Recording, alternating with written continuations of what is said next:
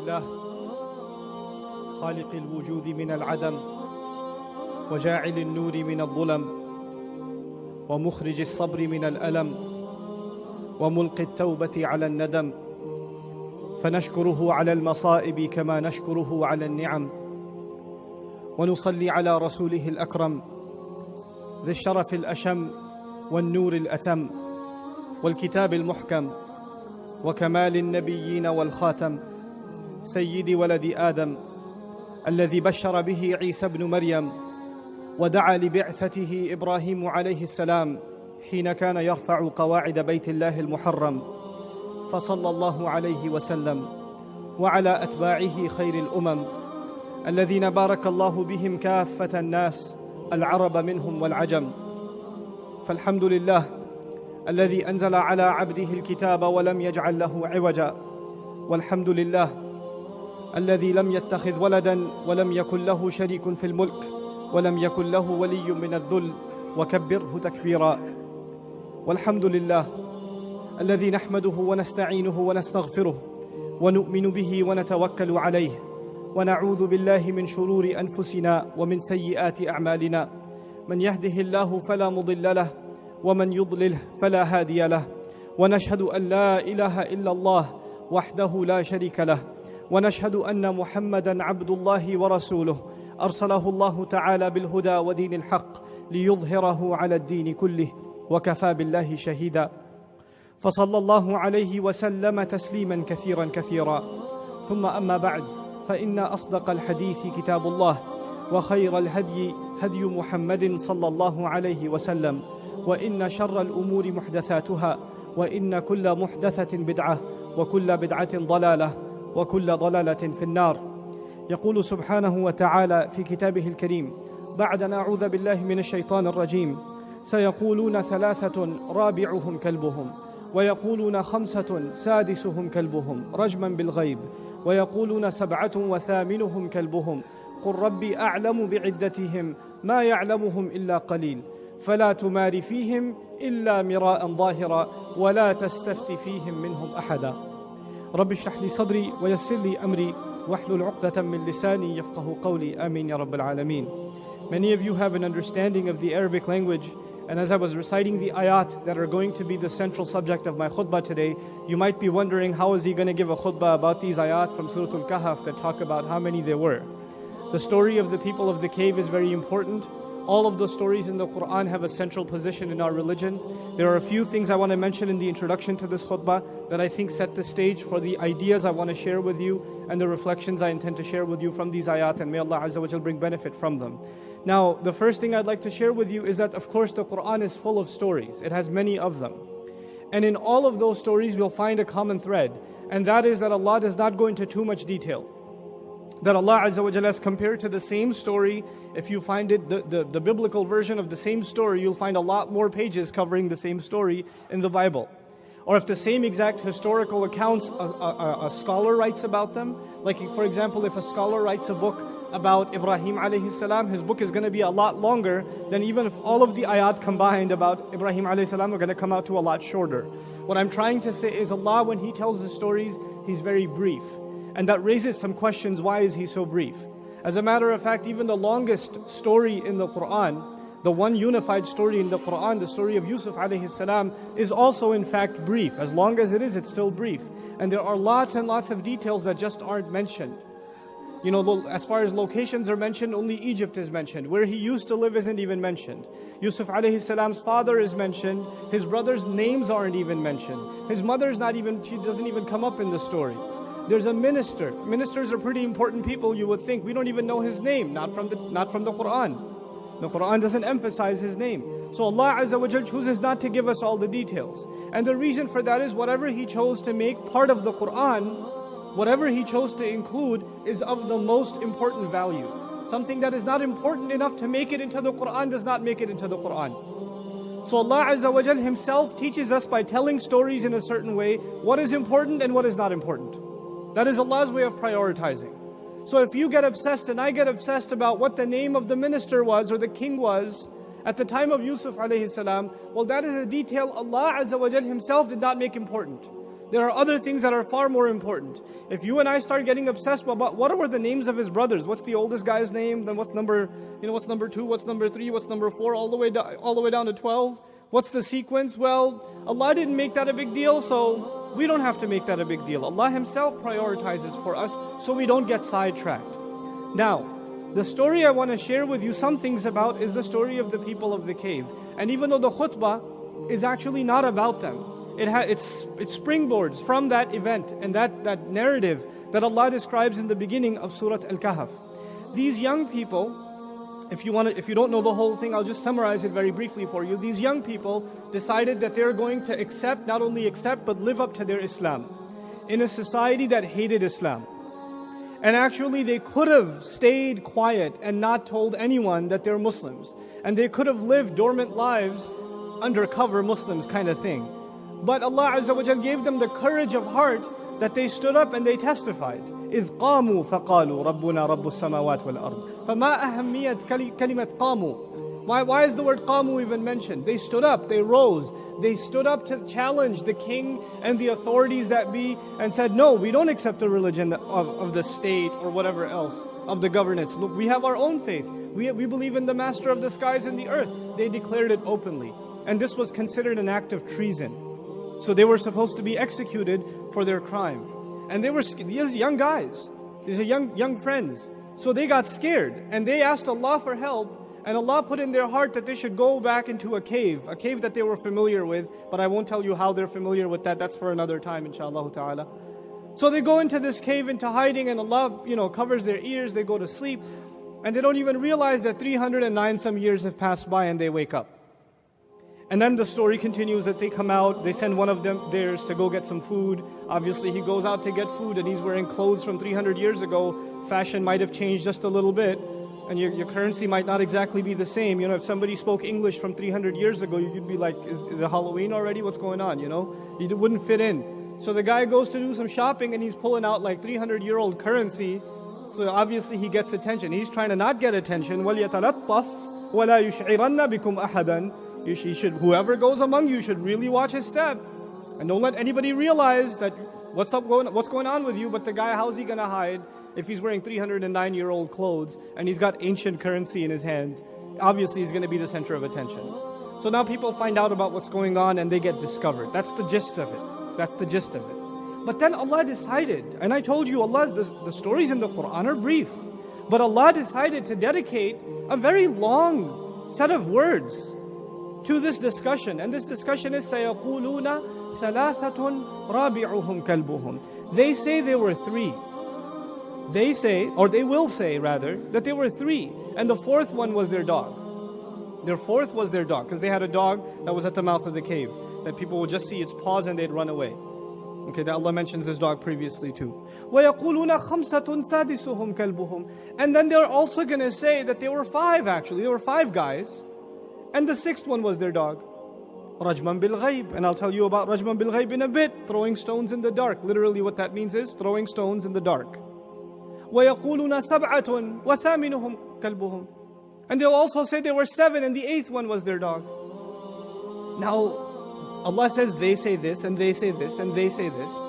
So you would think this is important. But actually a lot of times, a lot of Muslims, unfortunately, when they read this or study this story, they don't realize what's happening here, what Allah Azza wa Jal is saying. One thing we have to note in the Quran is whenever Allah Azza wa Jal says, يَقُولُونَ, they say. They say. Study the entire Quran, look for what they say. And you'll find they say really dumb things. They say idiotic things. They say things that Allah criticizes. They say things like, يَقُولُونَ مَتَى هُوَ. They say, when is the day of judgment coming? They ask, or they make all kinds of يَقُولُونَ شَاعِرٌ. They say he's a poet. That's what they say. In other words, when people just talk, Allah quotes their stupidity sometimes in the Quran and then answers it with wisdom. He answers it with wisdom. So even the usloob, just starting with sayaquluna, should give an ishara, should give a hint to the reader. Allah is not happy with these people. He's not exactly happy with these people. Now this story has many amazing lessons. But before I go into them and help myself and you appreciate the wisdom of these ayat, I want to give you another story on the side. This one I made up myself. Imagine that I am a business teacher. My job is to teach students how to start a business. How do you start a business? And a lot of times, of course, as a good teacher, you should use stories to teach lessons. Because students remember the story, they can relate to it, they can draw lessons from it, right? Allah Himself does that in Quran. So I decide to tell my students a story about a guy who started a business. So this guy, first he looked at the best real estate. He wanted to open up a store. So he found out which area has the most foot traffic, so people will walk into his store. Then he got a good price. He negotiated it really well, and he got the store. Then he looked at what product is most in demand, and made sure he went and purchased that kind of product. Then he went and found out what are the best suppliers so he can get the best prices for his product. Then he found out what is the best prices, reasonable prices at which he can sell to his customers. Then he learned how to deal with customers in a patient way and be nice to them. So when the customers come into the store, they like how he treated them, so they recommend others to his store also. And I'm telling them this story about this guy who opened his store and does all these things so his business could be successful, and he benefited tremendously by following these few principles and not making sure he filed his taxes properly, this and that and the other. And a student raises his hand. He listens to the whole story, he's taking notes. He raises his hand and he says, what color jacket does he wear to work? Another guy asks, well, how did he paint the door? How did he paint the door? And what kind of cash register did he get? Did he get the digital one or the manual one? What did he get? So these students start asking questions. And you know what that tells you when they ask those kinds of questions? I don't think you realize the point I was making when I was telling you the story. The point of it was you should learn to take these principles and start a successful business yourself. The color of your jacket will not help you. Does he wear shoelaces or does he put Velcro on his shoes? What does he do? It won't help you. It's irrelevant.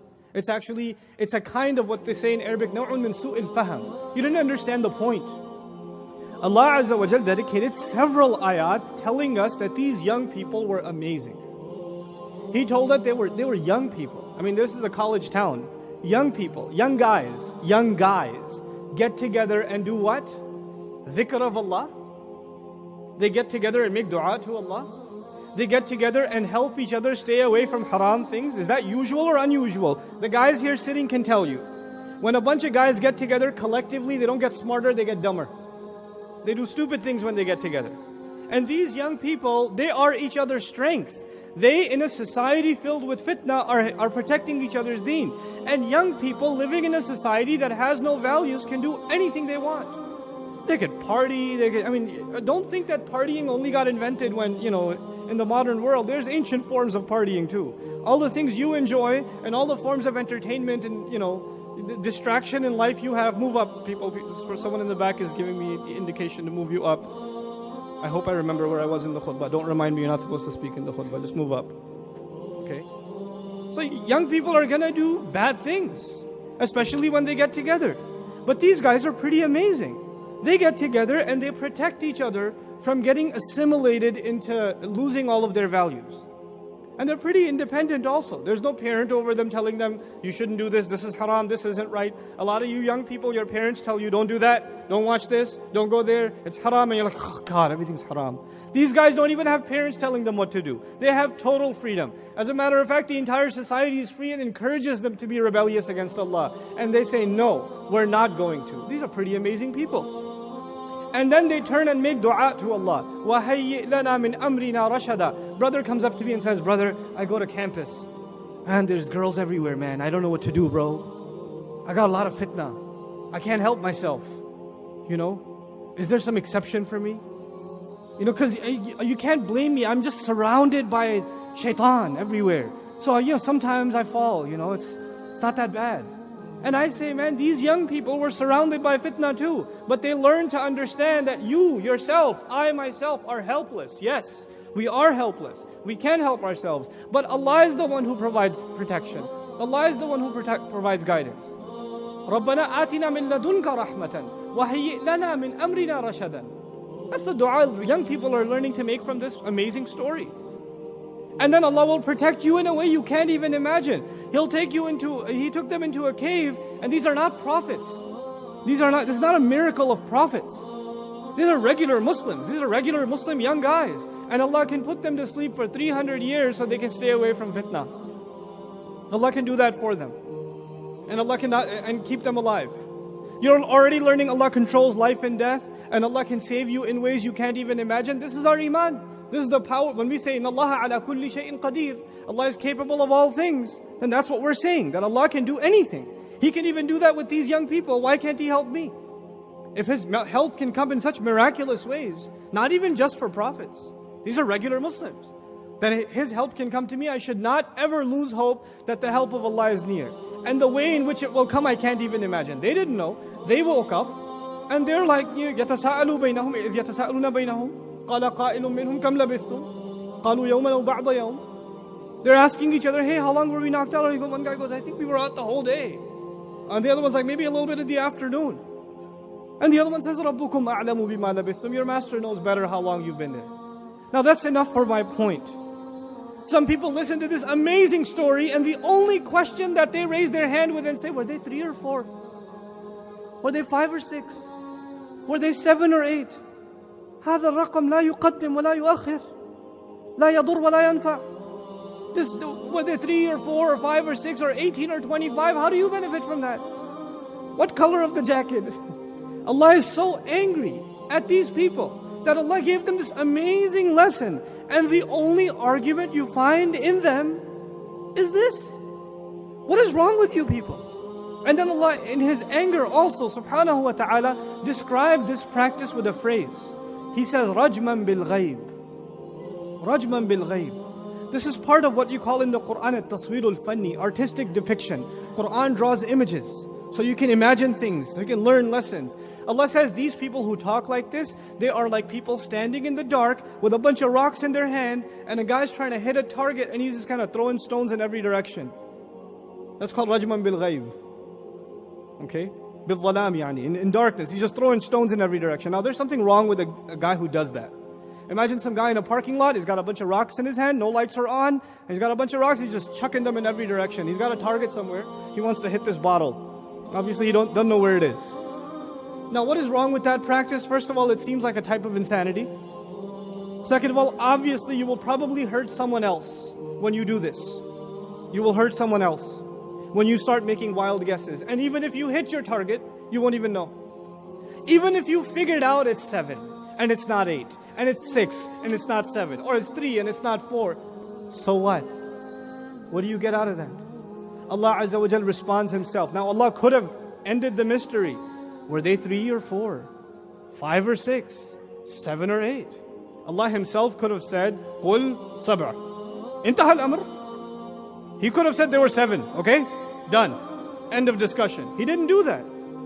He says, قُلْ رَبِّي أَعْلَمُ بِعِدَّتِهِمْ الْأَمْرُ هُنَا قُلْ. Tell them, let them know. The way to continue this discussion, number 1, my master knows better how many they were. He chooses not to tell us. He chooses not to tell us. He chooses to tell us the thing you should know is Allah knows their number. That is not your business. You don't have enough lessons to learn that you got caught up in this? People do this with all the stories of the prophets. If you're one of those people, make tawbah. That you hear the stories of the prophets and you're like, hey, so Yusuf alayhi salam, after all those years he came out of prison. Did he marry that woman or what? I don't care. Quran didn't go into that question. So why do you even want to ask the question, and why do you seek the answer? What will you get out of that? What will you benefit from it? There are some who ask, what kind of dog was it? What was the dog's name? You know, what is this? His name is Bowser or Rufus? What? I don't care. That doesn't help you. That is not the point of the story. Then people do this, and another way people do this, it's not just limited to stories. There are ahkam of this deen. There are rulings, regulations, principles, guidelines, things you must do as a Muslim, things you should not do as a Muslim. There are regulations on all of us, and you should know them. You should know what you can eat, what you can't eat. You should know how to purify yourself and how you shouldn't purify yourself. You should know the kind of interaction you can have with the opposite gender and the kind of interaction you can't have. You should know your limits. But you know what people do? Some people, the only kinds of questions they ask about Islam are the questions that have nothing to do with their life. They will not benefit from the answer, But it's a question about Islam, no doubt about it. Hey, so what if you live on the North Pole? How do you make 5 prayers because the sun's up for 6 months? How do you pray? Do you live on the North Pole? Are you moving? Did you get a job at the North Pole? Have you already rented one of those, icicle things? Is that set? So you should ask that question when it's relevant to you. Why are you asking now? What is it? How does it help you? See, fuqaha can ask those questions because they have to answer all kinds of people. But you and me as an average Muslim, we have to ask the questions that benefit us. If they don't benefit us, then don't ask the question. This is kathratu su'al. And this is taking you away from what the religion really is. In the few minutes I have left with you, I want to share some more lessons from these ayat, because the lesson Allah has to teach is not done. But one other thing that the Prophet ﷺ told us, ad-deenu an-nasiha. He summarized the entire religion. The Prophet says that he was given jawami'ul kalim, utit jawami'ul kalim. He was given the most comprehensive words, few words that capture everything. You can have hundreds and thousands of books on Islam, and then you can have 2 words and it says everything. Ad-deenu nasiha. That's the Rasul's word, sallallahu alayhi wasallam. Religion is sincere counsel. The entire religion, all it amounts to is ultimately sincere counsel. What does that mean? That everything in our religion that I learn and everything in my religion that I try to teach should have the benefit of helping someone, counseling someone. Either it makes them stronger in their faith or it betters their practice. That's it. There are only 2 things. Either it makes your iman stronger or it makes your amal stronger. And that's it. That's nasiha. If you are curious about something and it neither benefits your iman nor does it benefit your amal, then you're outside of ad-deen al-nasiha. Then you are interested in questions that are related with the deen, but they have no nasiha in them. You see what the Prophet did with these words, sallallahu alayhi wasallam, is he caged our curiosity to that which is beneficial. Because people have curiosities of all kinds of things, in Islam and outside of Islam, and many of them are not beneficial. So our curiosity, you're right, you have a right to be curious, but be curious about things that will help you. Not just useless things, just random things that you're curious about. So now let's come back to this story. Allah Azza wa Jalla says, قُلْ رَبِّي أَعْلَمُ بِعِدَّتِهِمْ. My master knows better what their number is, which basically means you be quiet. Don't even ask that question. Who are you to say they're 3 or 4 or 5? حينما قال سبحانه وتعالى ربي أعلم من يقول أنا أعرف أنا أعلم. If Allah has already said, I know better. Who's going to come out and say, actually I think I know how many there were? It's done. That discussion is over. قُلْ رَبِّي أَعْلَمُ بِعِدَّتِهِمْ. Then he doesn't say, this is the دقة الاستعمال في القرآن, right? So you see, he doesn't say ما يعلمها إلا قليل. ما يعلمها إلا قليل. لم يقل. He said ما يعلمهم إلا قليل. You see, if he said ما يعلمها إلا قليل, the ayah would have meant nobody knows their number except a few. Nobody knows the number except a few. But in the ayah, Allah does not say, He's not even talking about the number anymore. He says nobody knows the reality of them except a few. Nobody pays attention to what I really told you the story for except a few. Most people get caught up in these things. Most people get caught up in distractions. And they'll forget the point for which I'm telling you the story, for which Allah is teaching. مَا يَعْلَمُهُمْ إِلَّا قَلِيلٌ. These young people of the cave, I can't remember how many different khutbahs I've given, different topics, on just the people of the cave. On just them. Because they are such an inspiration in the Quran. Especially for young people living in times of fitna. They are such an inspiration. And Allah Azza wa Jalla says most people don't realize what they really are. Except very few. Most people don't, you just think it's just a story. It's not, it's guidance from Allah. Allah decided to crystallize these people's lives in history through His book, because people until the Day of Judgment will get advice from these young people. These young men will be role models for other young men until the Day of Judgment, because Allah made them part of His book. مَا يَعْلَمُهُمْ إِلَّا قَلِيلٌ. Then He says, فَلَا تُمَارِ فِيهِمْ. يعني لا تجادل فيهم. The word mara yumari, mira'an, this word in the Arabic language actually comes from marwan. Marwan means a hot rock. A rock that is hot on the inside, like burning on the inside, you can't see the fire of it until you touch it. But also from it mara, they say mara shata, يعني استخرج لبنه. That if somebody has, Lisan al-Arab mentions this, when you milk a goat, that's called mara also. Mara Or mirya also, al-jadal wa shak. The mirya, the word mirya means actually argumentation and doubt. Now, la tumari fihim means don't engage in an argument about them. Don't use evidences against each other about them. Don't pull out interesting facts like milking a goat. Don't pull out interesting facts about them just to have curious conversation for no purpose. Illa mira'an zahiran. Except you should have an engaging conversation about them and pull evidences from what Allah told you about them in what is obvious. Mira'an zahiran. يعني من ما هو الظاهر من كتاب الله. Whatever you needed to know about the people of the cave, whatever advice you could have gotten from these people, Allah put it in the Quran. That is zahir. That He made obvious. Whatever could not have helped you, He made ghaib.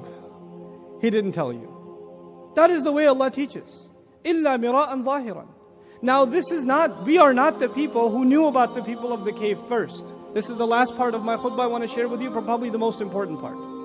It is narrated that some Jews came to the Prophet ﷺ, and some other narrations, Christians even, came to the Prophet ﷺ and said, who are the people of the cave?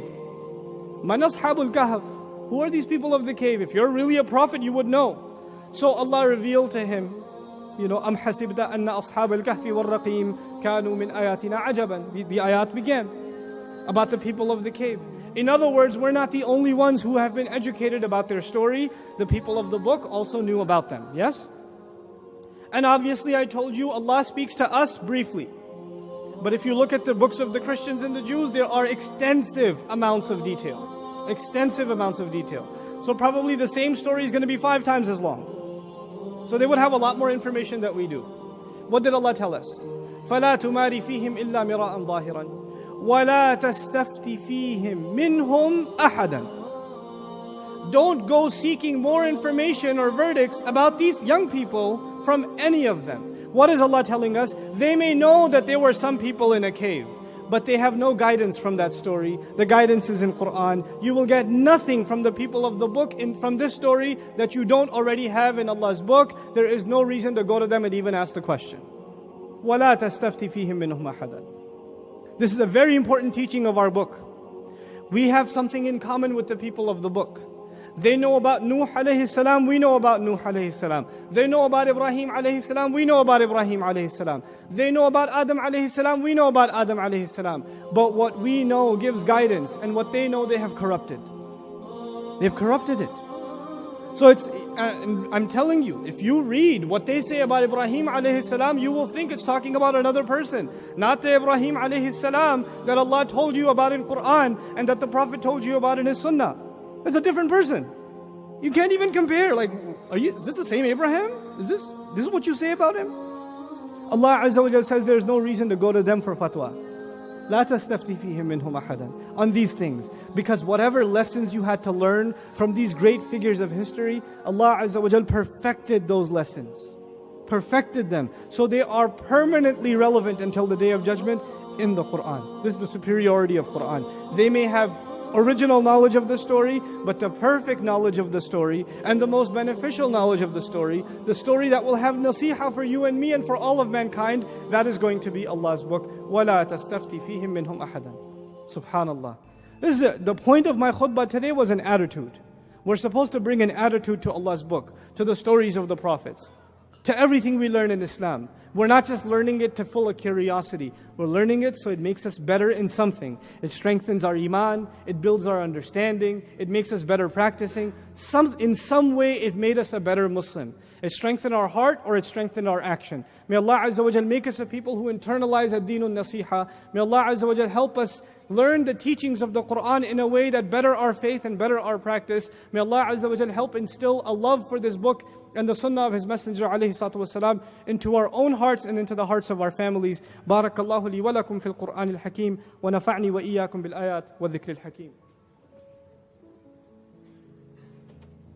Alhamdulillahi wa kafa wa salatu wa salam ala ibadihi alladhina astafa khususan ala afdalihim wa khatamin nabiyyin Muhammadin al-Amin wa ala alihi